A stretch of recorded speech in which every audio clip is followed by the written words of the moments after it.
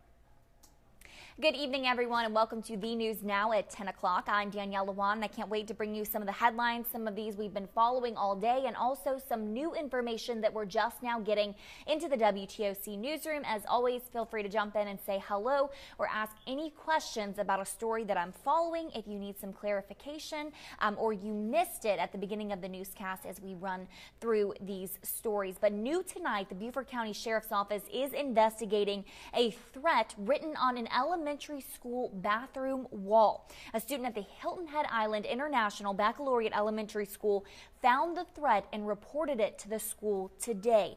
Beaufort County Sheriff's Office deputies met with school officials to investigate, saying that threat was very vague. Now, the identity of the student who wrote it and whether it has any credibility remains under investigation. The Sheriff's Office is asking if you know who wrote the threat, please report it through their P3 Tips app, which can be done anonymously. And don't be alarmed, as a precautionary measure, there will be an increased Sheriff's Office presence on campus tomorrow, as well as the Hilton Head Island School for the Creative Arts. And we also have that information on our website. So if you miss it tomorrow, you're taking the kiddos to school and you see a large law enforcement presence, don't be alarmed. They're just making sure they have those extra precautions in place. Within the last hour, we are learning more information about the director of a Springfield daycare that was closed after child abuse allegations. Here's a look at Linda Anderson, who was arrested and charged with failure to report child abuse on Halloween. Anderson was released on bond the same day. And this was the Weekday Education Ministries daycare at the First Baptist Church in Springfield. The pastor, Eric Green, says he does not see that daycare reopening in the foreseeable future. As soon as we learn more information in this investigation, you'll be the first to know.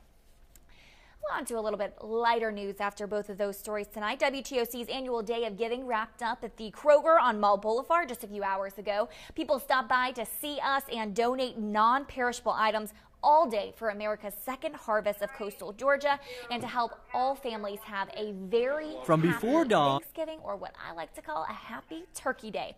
Tim Guidera takes a look at this event in today's Good News. Until after dark, cans and boxes and packages kept coming, a continuous stream of generosity, as Savannah once again gave on WTOC's Day of Giving, so that less fortunate families can also have a happy Thanksgiving. We need to feed the hungry. We have good meals every day, and we should be thankful for that and think of other people. Shoppers put those thoughts into action today at the Mall Boulevard Kroger, dropping off non-perishable food that will be donated to America's Second Harvest Food Bank and ultimately make it out to where it is most needed. It really warms your heart to know that they care and that there is a need in the community, and they step up for that need. A lot of Americans live paycheck to paycheck, and when that one paycheck doesn't come in, there's nothing there. Just take the whole thing. Oh, thank you so much. There was an abundance of food at Kroger today, likely topping the 6 tons of food WTOC collected last year. People giving simply because they could. It's a good thing. You can help out people, you know? There's always someone in need. It's a blessing. It really is. It is. It's joyous. Giving was so important to Laverne Jenkins that she rode her bike to Kroger so that she could add some items for Second Harvest to her own shopping list. Because I've been there and I know what it is not to have. And, you know, God bless the ones that do, and if we can do for others, please do. Please. While the food donated today will hit Second Harvest shelves as soon as tomorrow, it will help sustain the food bank well into one of its busiest times of year. We want to make sure that everyone has that ability to be able to put that special dinner on the table for their families. We give out a lot of food between Thanksgiving and Christmas, and then we go into the winter months. But, you know, people still have to eat all year long. So this should get us through, you know, January, February, so that we'll be able to make sure that we're able to get through those winter months when people need access to food. With today's Good News, Tim Guidera, WTOC News. And Ken Nugent attorneys made a cash donation of $1,000. That was enough for Second Harvest to provide 5,000 meals. That's incredible. I do want to jump in right now at one of these comments that made me giggle during Tim Guidera's newscast. Lester Lee, Metter is in the house. Lester, I really appreciate that as a millennial. That's one of the best comments that I've seen in one of these newscasts. So thanks so much for letting us know that you are watching from Metter. That is Lester Lee, guys. And today, the first of the 2-day annual City of Savannah budget retreat. The city mulled over items like removing Christmas decorations from the general budget and letting the Chamber of Commerce take over those fees. Now, there's already a hotel room fee that charges $1 per night in downtown hotels, and it brings in about $1.5 million a year. Now, 136,000 of those dollars will now go to the holiday decorations, again, by the Chamber of Commerce. Savannah Fire will also be eliminating vacant positions and repurposing current positions. The fire department also announced they will trim down $650,000 from their budget. That's a big cut. And tonight on the news at 11, I'll be breaking down more details that came out of that budget retreat today. Almost $500,000 will be allocated to public safety. I'll tell you why that is a main priority for the city and its residents in less than an hour. Also anchoring tonight is WTOC's Bright Gazaway. So we have a lot of information on this Thursday night, so be sure to join us less than an hour on the news at 11. Good night, guys.